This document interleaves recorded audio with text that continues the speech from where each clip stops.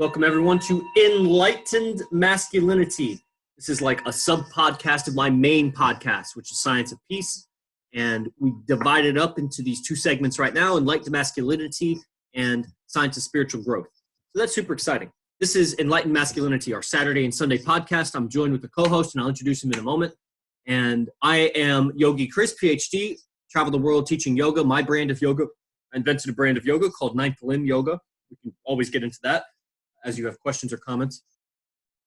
And yeah, I got a PhD in the Human University, some engineering. So what? I'm smart. It turns out that being really smart and having college degrees doesn't make you happy. I don't know if you knew that, but it's worth something. The echo is way too much on Instagram. So maybe plug in some headphones to my co-host. Plug in, yeah, or do that. Yeah. And what else? What else do I say about myself? Podcasts, books, lots of books out, training programs to make my money. Teaching yoga. This is a fun thing to do. Yeah, there's still, I think, some echo. I hear the echo coming through. I don't know what to do about that. But so we're here talking about enlightened masculinity. And so we're going to give you some perspectives. These are our opinions. This is what has been working for us. This is a scientific experiment of life, of trial and error, of, wins and losses, documenting, taking the nectar from our teachers, mixing it in with our concoction, and distilling only the best material after that and discarding the waste. And it just keeps getting better and better and better every day that we talk about the subject, enlightened masculinity. And we're going to get into it today. I'm joined by my co-host, Akash Inti from Montclair, New Jersey. He's a biotech research analyst. Basically, what's that mean is he does the research and handles a lot of the funds for the biggest drug dealers in the world, aka pharmaceutical companies. It's very exciting. He's also a registered yoga teacher and, starting his yoga tribe there in Montclair, New Jersey. It's very exciting. He's also an avid researcher and practitioner of the Aphrodite's Army, or the Army of Aphrodite, from our teacher, Vince Kelvin, from the mentorship and IMC warriorship community of Arashti Bazaar, and many other organizations such as, what's that one called? I'm going to remember it. I'm going to remember it. Oh, man. It's the one that they talk about in that movie. Starts with an M. Help me out? Freemasons. Yes, I'm a master mason. He's a master mason. There it is. So welcome, Akash. And what's going on with you, brother? We haven't talked awesome. Yes, thank you for the illustrious introduction from the magnificent Yogi Chris. The past few days have been really, really trying, both in positive and negative ways. So continuing to work and just enjoy what life presents to me, to drop all of the ideas of there being problems, because as our mentor Arashti Bazaar says, there is no problem, the only problem is death. And as I come back to that more and more every day, I realize the truth within it and see how much all of the little things that I seem to interpret as problems are not actually problems. I make them up to be problems. This is exactly what we're going to talk. This is the topic that we're going to get into today, is the idea that when you see a problem, or when you think there's a problem, come back to the aspect of gratitude, or this is at least the practice that I've been going through. Is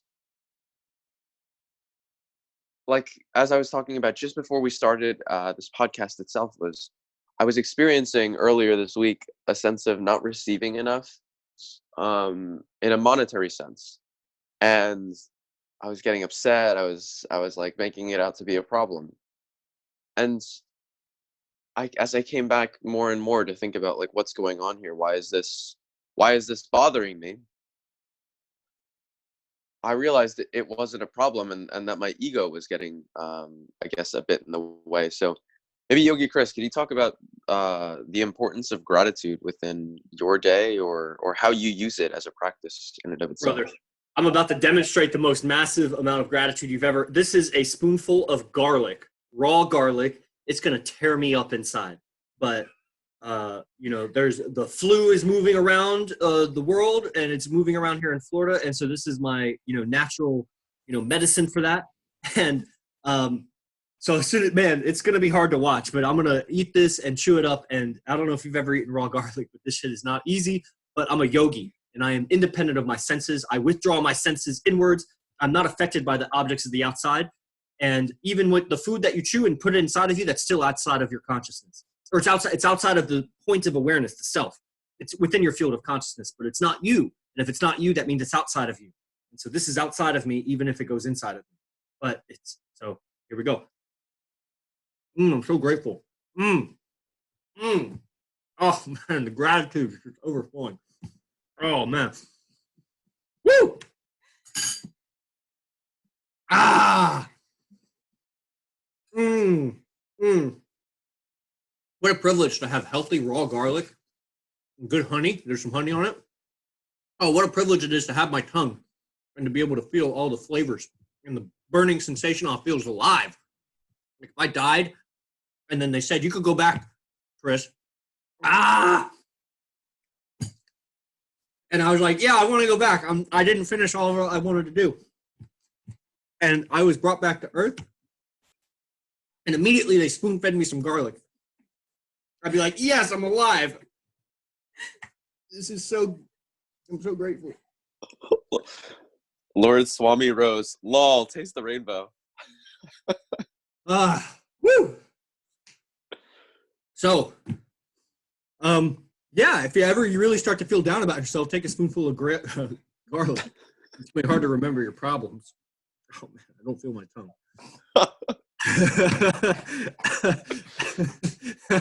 Meanwhile, here I was thinking that Yogi Chris is only having the garlic to prove that he's not a vampire or some such thing. Yeah. Or keeping the vampires at bay. My stomach is burning.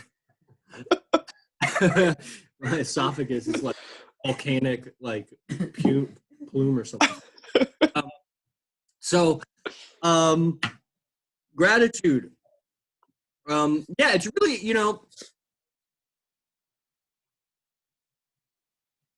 emotions tend to give you like a tunnel vision of, your communication. It gets like tunneled. What you're able to see in the world, like it's when you're angry or upset, or there's some kind of contraction feeling, a dukkha, a contraction feeling. It just gives you tunnel vision of your experience. It tunnels your senses so that you only see a narrow bandwidth. You already only see a narrow bandwidth just as a human, but it narrows you with even more. And it freezes you. It becomes hard to see alternatives and options. So, but there's always, usually almost always, at least a little bit of wiggle room. So yeah, counting your blessings. And this is where and we're talking about masculinity here, and we all have masculinity. It's all within us. It's funny. I was walking with somebody down the street yesterday, and it was cold out. And I was cold, but he was wearing like a t-shirt. He wasn't cold, and I was like, "You got all that Shakti power in you," and he almost became offended. He's like, "Isn't Shakti like feminine energy?" And I was like, "Yeah, don't you have any of that?" And he was like, "Yeah, I guess I do." Because when I put it in that frame, right? So, what was I saying? Gratitude, counting your blessings. As you count your blessings, it takes will. It takes force of will, which is not Shakti. It's Shiva. Shiva is your force of will. So you take that masculine energy, which we all also have. All the women have that too, and you put your attention on blessings, and you just count your blessings, and then through force of will, you count 10 more blessings, and then through force of will, you count 10 more blessings, and then maybe if you need to, through force of will, you count 10 more blessings, and eventually free up the energy, and then you let it flow. And if you deserve more money, then you make a demand. It's like Kevin the Pip says, you don't get paid unless you ask for it. You got to ask for your money if you want to get paid. That's what I have to say about that. I don't know. Did that answer your question? Yeah, I think so. I guess larger question is, when you practice gratitude in moments of difficulty or whatnot, like with the whole example right now of you just had garlic and honey. Why is practicing gratitude important at that particular moment versus just eating the honey and garlic and not necessarily thinking, like saying that whole thank you and such? Maybe you can go into that. Yeah, because gratitude brings your higher awareness into what's happening. Without gratitude in that situation, you are a slave to your senses, and you just experience whatever your senses are feeding you. And then you'll interpret that based on past experiences or your subconscious programming or just your genetic programming. So you want to give meaning to what your experience is versus the experience giving you the meaning. I don't want the experience to give me the meaning of it. I gave the meaning to my experiences. So gratitude is a very top-down approach to giving meaning to all of your experience. Ultimately, you're alive. So that's the most basic gratitude. Like, I'm grateful to be alive. Now, a lot of people say that, like, I'll be out and I'll be like, how's your day? You having a good day? And they're like, yeah, I'm just glad to be alive. And I'm like, man, that's such a numb, unarticulate, way of stating your current condition. I'm glad to be alive. And it'd be one thing if they say it like really enthusiastically, but they say it like, almost monotone, like glad to be alive. Like what? No, like I have been glad to be alive and it made me cry because I was so glad to the core of my being, to the core of my spinal system, the core of my brainstem. Like I expressed gratitude enough times that I came across the gratitude of I'm grateful to be alive. And that was a true one. That was so true. It touched a nerve and it made me cry. That is being glad to be alive. But so that's like, if like the only problem is death, then the only real gratitude is to be alive. Like everything else is a sub gratitude of that. And so you climb the ladder, like in Hatha Yoga, you find the most easy thing in your field of consciousness to be grateful for, which is, here's the trick of it. And I give this process in my Silent Flu program. I go deep into it. But the trick of it is everything in your field of consciousness you could be grateful for because it's there. Because if you were dead, it wouldn't be there and you would immediately miss it. So, the practice of gratitude, you give the higher blessing, you bless your experience. There it is. The purpose of gratitude is to anoint the experience as a blessing. So this is in yoga, this takes you from chitta vikshepa, the clouded mind or the disturbed mind, to chitta prasad, which is the anointed mind or the blessed mind. So gratitude is a Raja Yoga practice, going from vikshepa to prasad. Interesting. Very, very interesting. That's exactly it. I found that it takes the mind from, it's as like our mentor Rosh says, when you the way your mind works is, imagine a huge map. Like I don't know if you've ever played any of the games like Skyrim or some such thing, or any of these like video games where it's like there's a whole world and there's like a map and you like think through and look at the places. Well, when we put our attention on different emotions or ideas, etc., we're putting our attention on different parts of the map or looking at particular pieces of the map. And so there might be some really shitty places in the map that you're walking around in this thing, and in Skyrim, like dragons always attack you or something like that, or whatnot, and you're like, fuck, well, I've got to deal with these dragons right now and take care of them or something like that. Yeah. But there's other places of the map where it's like a kingdom and there's a castle and whatnot, like, and it's like your little town or it's your city. And so when you are faced with some type of emotion within your body, you focus on different parts of the map. So subconsciously, like when something happens to you and you feel, or when something happens for you and you feel kind of down about it, or it's trying to you or some such thing, you go to that you default to that shitty area within the map itself. But you have the ability to change and move your attention from the place of like disturbance, etc., to a place of something else, a place of gratitude, a higher place, a place of being that's incredible and amazing. So it's awesome. I always have loved the analogy of or the metaphor of map, as to when emotions come up within you, you have the ability to see a different place, put your attention on something completely different. And so That's fascinating. It's interesting.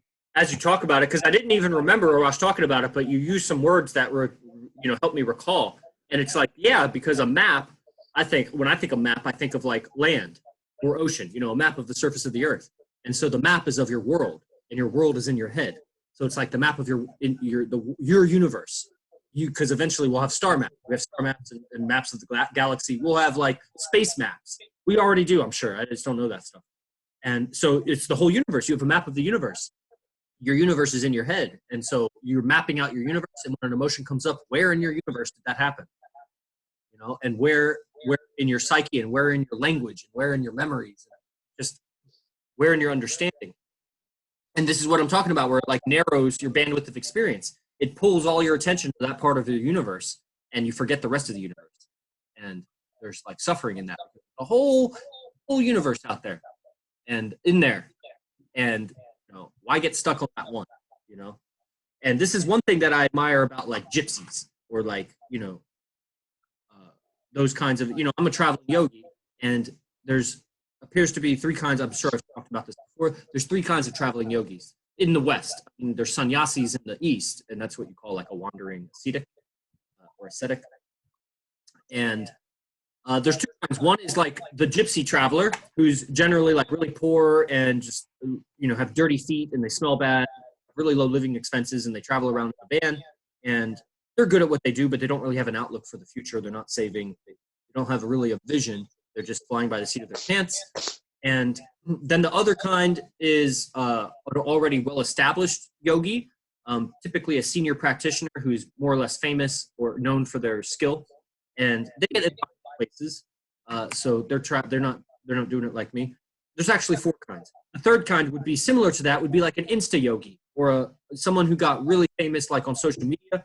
And so similar to the well-established yogi, they get invited places, and they may or may not be good. They're kind of untested. Typically, I mean, I wouldn't typically they're women, but definitely women yogis tend to blow up on Instagram more than guy yogis. It's prettier to look at. And that's my experience. If you look at like the most popular yogis, they're mostly women. Of course, a lot of the people that yoga, they're mostly women. And then there's the fourth kind, and that's me. That's the kind of person that calls 1,200 yoga studios, and tomorrow I send an email to 1,000 yoga studios, thanks to my apprentices who have organized a mailing list for me. And I did some work on that too. I love that. Linguistics. And why was I bringing all that up? I forgot what we were talking about. Map of the universe. It narrows. So one of the things I admire about the gypsy traveling yogi is how quickly they let go of problems. Now, they don't know how to handle problems, but it's very hard to tie them down, because they're so used to the road that as soon as a problem comes up, they just turn and look somewhere else, and they go somewhere else. And that's a lot of times, I think that's what needs to happen in the mind, that you just turn and look at something else. Address the problem later if you want to, from a place of positivity, but don't try to analyze your negativity from a state of being negative, because it just grows the negativity. And, you know, we talk about this on the, I don't know, maybe you like this frame. I really like it. I'm refining how to say this, and it's come up a lot with Yuri, and one of my wing guys here in Gainesville,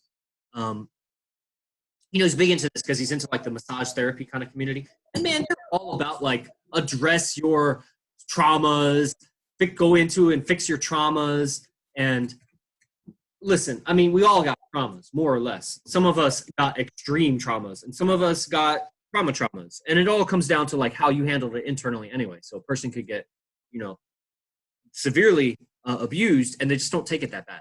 And then some people, their dad said, "You're dumb." And then they like grow up with like some complex.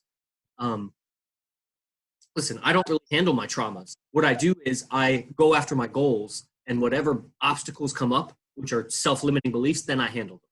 I handle what traumas or problems are relevant to my goal, and everything else, to hell with it. I don't care. I don't care if that happened to me. If it comes up in the pursuit of my goals, then I handle it. And that's what's needed to grow. That's the Yuri Verbishchuk Glow Monk mantra of this is exactly what I need to grow right now. When the feeling comes up, this is exactly what I need to grow right now. This is exactly what I need to grow right now. And I'll just say that to myself over and over and over while a negative feeling is happening. And those are the traumas that I want to address. So just the ones that are in the path of my goal. Everything else, I don't need to be perfect on the inside. You know, like I just don't. Otherwise, I'll spend a lifetime fixing my traumas, and then by the end of life, I'll be a perfected being with no friends and no resources, because I didn't pursue my dreams and I didn't pursue socializing. So those seem to be the two ways that dig up my traumas the most, are socializing and pursuing my financial and business goals. And yeah, gratitude, gratitude is one of those words it's thrown around too easily. You know, being grateful or grateful, man. It's like yoga almost. Like when people talk about yoga, like you into yoga, and they're like, "Yeah, I like the hot yoga class. You know, it's a good stretch, good workout. I like when it hung over. It really cleans me out. I can drink better the next day." And or something like that. And it's like that's cool. That's cool, man. But it's like for you and I, or I can really only speak for myself. For myself, my experience of yoga, I mean, I see magic. I see entities that aren't there that other people don't see. I see my own chakras. I had such a wonderful experience of my ganglion yesterday, various nerve plexi. You know, so the plexus in my, basically around the chakras, especially my solar plexus and my heart ganglion. So there's these like nerve bundles that are behind certain parts of your spine that apparently correspond with chakra location. And I had a very visceral experience of this yesterday. It was incredible. You know, and just like yoga to me is such a deep and sincere experience. It is so sacred. And at the same time, it's absurd. It's like, I don't need to be like so caught up in it, but it's like, you know, so gratitude is like that. When you have such a deep, visceral experience of gratefulness, and then you hear other people toss that word around like it was like, you know, hot yoga, you know, it's just like, this, you know, okay, cool. You had gratitude. Like, did you cry? Like, what is being grateful unless you're like emotionally moved? So that's what I'm wanting. I want these emotional experiences with my gratitude. And like, that's such a beautiful thing to live for. You know, and the hard times remind me of the good times. I don't know. I'm kind of bouncing around, but you know, when you're stuck, when you feel like emotionally stuck in a situation,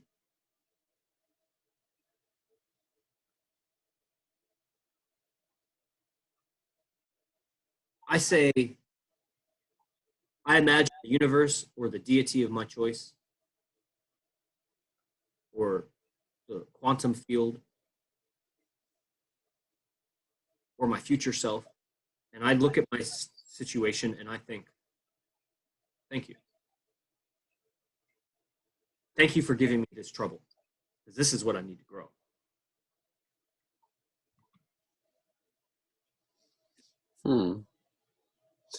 That's very interesting. I continue to come back to that myself.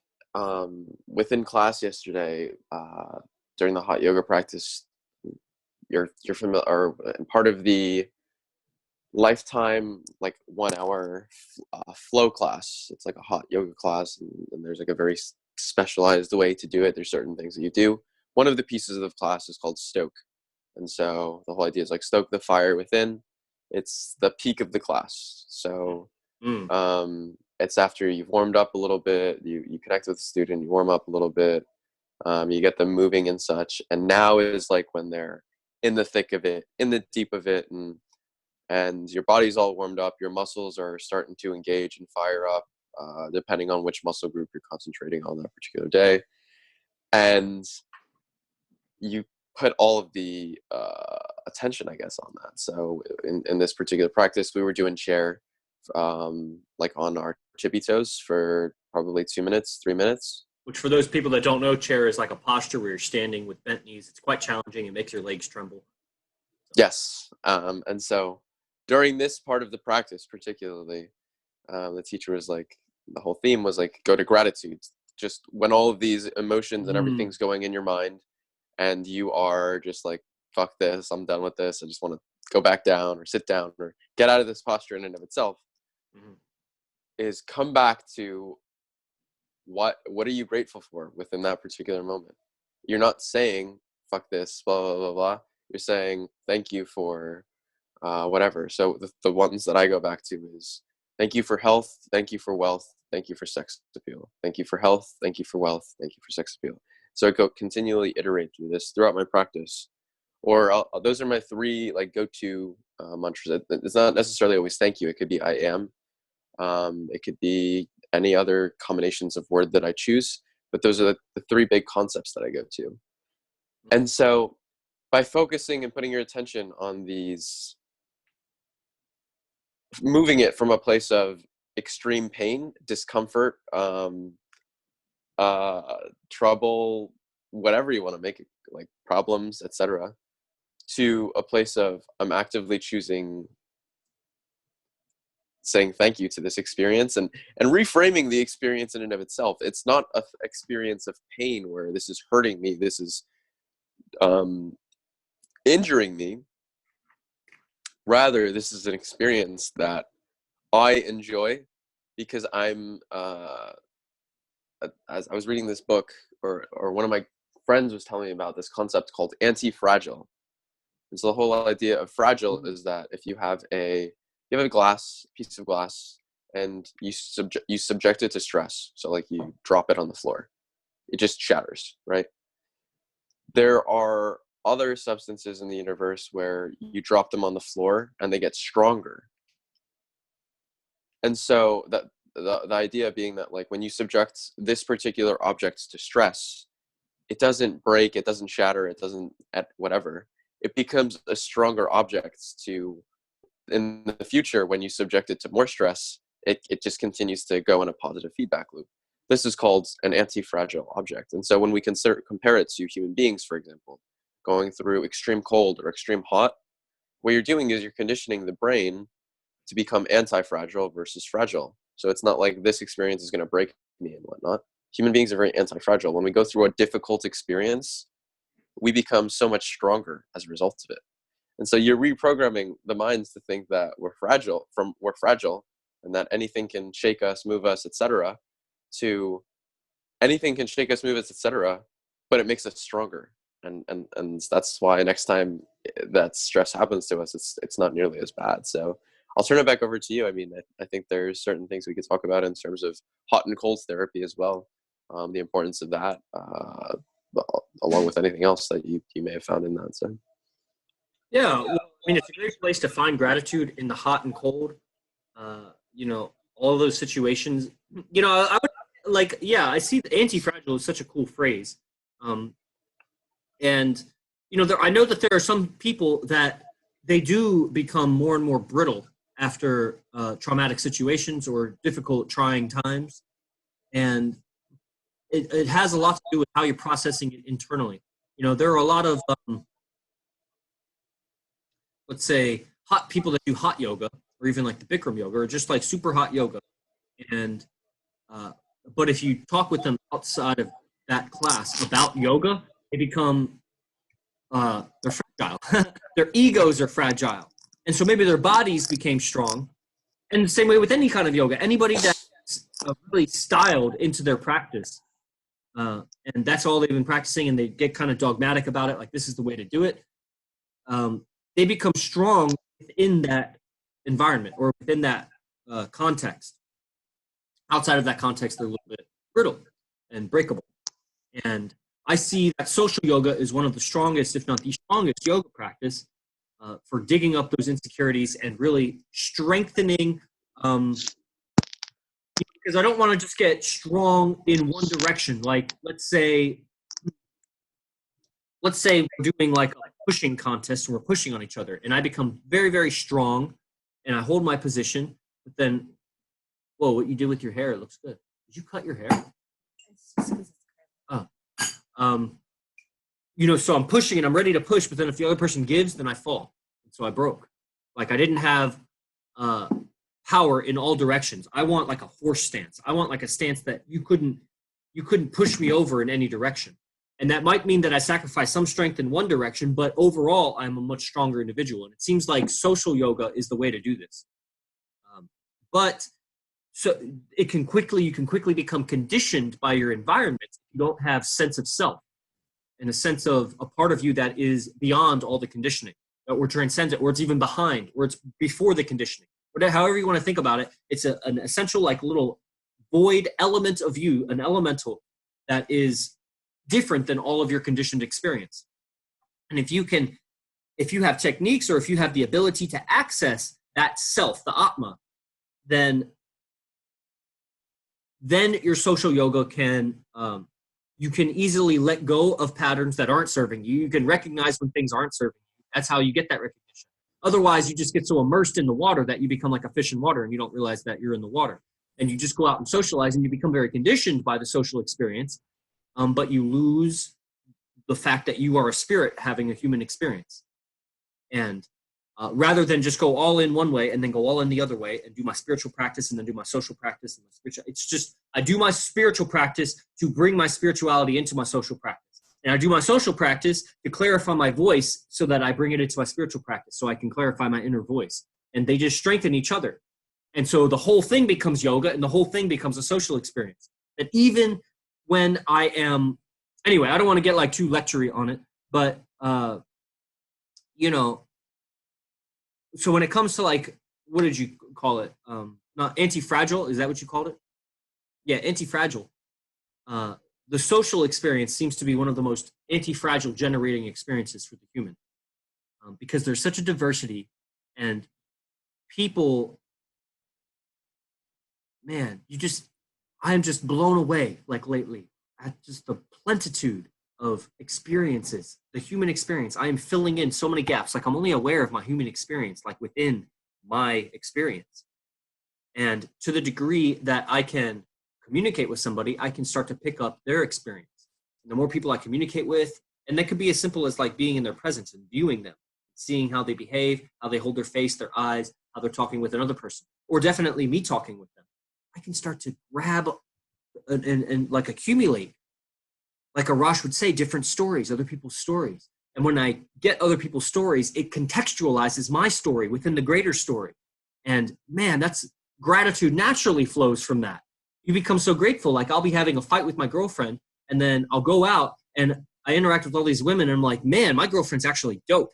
Like these women disgust me. They smell, or they don't smell. They smell good, but they just have like a sour face, or they just have rude gestures, or they're just obnoxious, or it's just like, man, they're just miserable, insecure, the way they hold their bodies.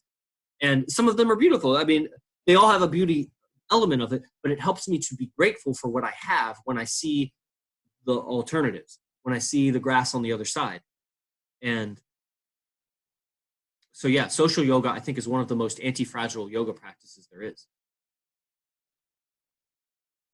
Interesting. And it exactly comes back to what you said. It's like anti-fragile for certain people, right? So not everyone is this experience. And it's funny that you say that, because it was something that it's like, oh yeah, of course, this makes sense for everyone. But I also know that not everyone likes to go through seemingly difficult experiences and change that perspective of this is a difficult experience into this is an experience that's happening for me. Many people just like complaining and going through an experience where this is a difficult experience. Okay, I'm going to complain about it. Complain. You know? Yeah, I don't know. I think people like to grow, and I think people complain a lot because that's how they got love when they were young. They only got the love they needed when they were complaining. And so their natural program is to complain. Interesting. Because ask any sane human, do you enjoy complaining? And if it was an honest answer, you weren't being a snob about it, they would all say no.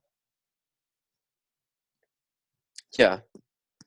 But it's conditioning, you're saying. It's just social conditioning as to go through difficult experience, complain, bond with someone else, and then we've bonded, and that's a way of love. Interesting. That's very interesting. Because when I see this, when I'm out socializing, and when I see that what everybody is doing, that's how they experience love. That's how they have learned to behave that got them what they needed in life. But they got that in a very narrow family unit, which was just a few people. And so, but now they're out in the world, there's hundreds or thousands of people that all have different programs. They all had different family units. And so that's what I'm saying. Like they have such a narrow experience of life, only having their love experience with a few people. And as a social yogi, I'm learning to experience love with everybody I interact with, which is as simple as they're in my visual field. That's me interacting with them, because it's like Heisenberg's uncertainty. When you look for the electron, it's there. When you don't, it's not there. If you look at the person, they're there. If you don't, they're not there. The tree falls in the woods and no one's around to hear it. Yeah, it still makes a sound because it's the world happening. So if somebody's there, I am communing with them. And to the degree that I'm not, if I'm like resenting them or judging them or this or that, I'm creating separation. There's no love there. And, So I am growing my experience of love in my social yoga practice, and I'm becoming much more than just myself, becoming all the people that are, with me. So yeah, I see. And even when people like, that doesn't mean I like everybody. There was a guy the other day he's just an ass. Like, he was just an ass. You couldn't trust anything he was saying. He seemed fine and fair enough. Like, I mean, he got girls. He was in a fraternity. Like, but it was just like, man, that is not a tribal leader quality. Like, he didn't have that tribal leader. He had the court jester quality, and which I just don't admire that. But that's apparently what got him by when he was a kid, and what has gotten him by through adolescence, got him by through college, and now he, of course, why wouldn't he keep getting him by? So, gratitude that I had a different upbringing. Like, if I don't like something, I'm gratitude that I have gratitude that for my own preferences. So if you're not getting paid enough, I'm grateful that I have enough self-esteem to know that I deserve more. Yeah, so it's so interesting coming back to, I guess, that concept itself, and maybe we start rounding out probably in the next 5-10 minutes or so. Yeah. So any questions you guys have, or post them on Zoom and or Instagram. But it originally came out as to it's bonus season over here in New Jersey. So right around this time, first quarter, usually on Wall Street or in the consulting world, it's very well known that you work in this industry, not only for the compensation, like the salary, but then the bonuses tend to be pretty nice. This particular year, the pool was a little bit lower, from my understanding, than years prior. So came in with an expectation of, oh, it'll be at this place, and then it wasn't. And so I was practicing gratitude in the sense that there's nothing in many ways that you can do. It's whatever, how profitable the business is throughout the whole year. There's many factors that influence it. You could have a great first couple quarters, and then all of a sudden shit hits the fan. There's nothing going on. Third quarter, and that really tanks the whole profits for the year. So there's nothing that you can really do about it. But in that sense, because it's contingent on everyone else in many a way. But nonetheless, coming back to, that's not why I do this job. Like, I don't advise the world's biggest drug dealers because I only am trying to get paid. It's like that's not my why as to why am I showing up to work every day. My why is that it comes down to patience first, and really thinking through that by me advising these drug dealers and drug companies, they're able to better understand how do we spend our money most effectively, such that the people that have disease or have sickness, illness, etc., are able to get some type of treatment that's able to either cure it or handle it. And so when I come back to that, and I'm like, no, fuck this, dude. Like, yeah, it's a couple $1,000, and don't get me wrong, it would be phenomenal to have it, and I could for sure use it in some way, shape, or form. But I can also see this experience as, this is going to push me to grow my own business even more. Like, I don't need to be dependent on revenue from my job where I'm an employee. I drive revenue for myself, for my own business itself. And so I'm continuing to frame it in the way of, like, thank you for this opportunity to give me the opportunity to continue to grow my business and really focus on my own revenue growth versus depending on something else from someone else. So that's kind of the whole backstory of where this came from. Yeah, that makes sense. Have you read Autobiography of a Yogi? I have not. This is on my list. This is incredible book from what I've heard. I think a documentary or some such thing on Yogananda, but I've not read Autobiography of a Yogi. Yeah, I remember recommending it to Arash the first time I met him on my one-on-one, and I just kept recommending it. Like, I recommended it like 6 times throughout knowing it. And I think he's reading it now, but I don't think it's because I recommended it. I don't think he even read. I don't think he remembers that I recommended it. But law of attraction, man. And anyway, in the book, there's a story about Yogananda's dad, who was such a diligent worker. and just did so much work, but never got compensated for it. Just did extra work, worked overtime, did all these things for his community, never got paid. And near the end of his life, it was like for a railroad company or something. And the railroad company came back and gave him a huge check. It was like when we went back through the records, your dad did the work of 3 men and never asked for anything extra. And and then I think they did something with that money that was like useful. So I don't know. It is just a story that comes to mind when you tell that story. Yeah, it's motivation. I mean, I can see why that would be like very disappointing. And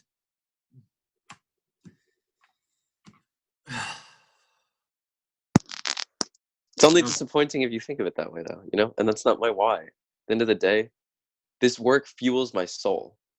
And I genuinely love the people that I work with. I love the experience of being there, and it's letting go of attachment to money. In order to have, you need to have not. And so I'm not comfortable with not having. Thus I can be comfortable with having. It'll come. It may not come right this second. The more I let go of it, the more I let go of the attachment and such to it, the more I have the ability.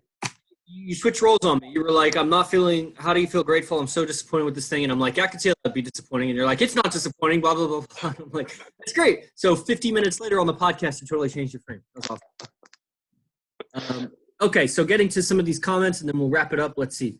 Lil Monk says, remain equanimous to those sensations. Yeah, remaining equanimous is very, equanimity, I believe, comes from recognizing the polarity and the opposite. So remaining equanimous, if you're off equanimity, then there is no more remaining equanimous because you're not there anymore. So whatever you would remain, you're really saying return to or go back to, which maybe, I don't know, that's backwards in time. So just remember the polarity to balance out the charge. So when you're feeling upset, gratitude balances that. Emotional alchemy, LOL taste the rainbow, LMAO, LMAO, everybody LMAO. Eating garlic 10 years ago is different from today. What? Gratitude has a sense of authenticity within time. All right. Emotional alchemy. Yes. Clarify the polarity. Chris, you got a new tattoo. Yeah, it's AZD sigil inside of chaos magic inside of a key. Anybody in mentorship knows what the key is for. Astrolinguistics, LOL. Yeah. Lord Swami Rose. Stand back and enjoy the view of the emotional mind. Yeah, I can see that. It's like Lil Monk says, he's like, oh, it's all sensation. We're just labeling it emotion, but ultimately it's just sensation on a spectrum and you just call it something. Gratitude, authentic grace. Yeah, I don't know. Maybe. That's poetic. I don't know. I agree with that. Fern, Carl, fire, Lord Swami Rose, smiley face, graceful consistency. The gentle warrior, LOL. Social yoga, yoga bliss Chris, the silent flute. Yeah, join the silent flute, man. I'll teach you all that I know. It will change your life forever.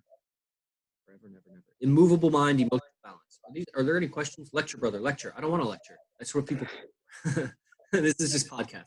If this was good, if you thought this was good, just wait till lecture. Social yoga. All right. We're any questions? Antifragile, gentleness, exercising super consciousness, the graceful social yogi. Yes. Okay, cool. Any comments or questions here or on Facebook? Let's see, Facebook comments. People sending me messages, but not commenting. Okay. All right, so we wrap it up here. So this was a podcast about gratitude. I hope you got some really great frames about it, some ideas about it, some practices. Embedded in all this is some practices if you decipher it.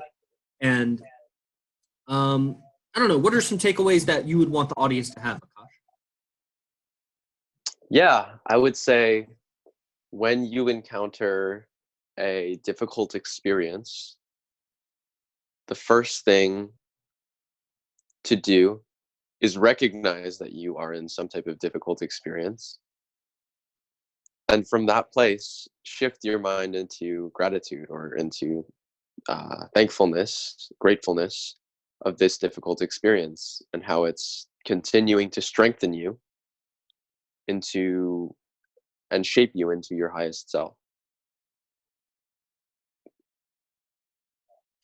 Yeah, I agree. That's basically the takeaway. And also, I want people to take away talk therapy.